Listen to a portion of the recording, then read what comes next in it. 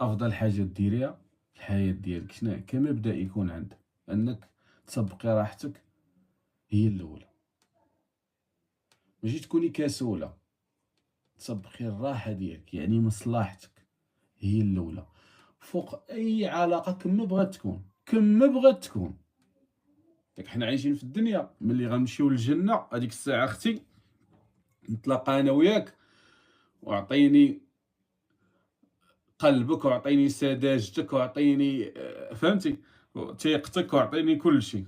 ها حنا علاش؟ حيت حنا في الجنه هنا راحتك اهم من بزاف د الحوايج. الله يرضي عليكم بناتي، الله يرضي عليكم.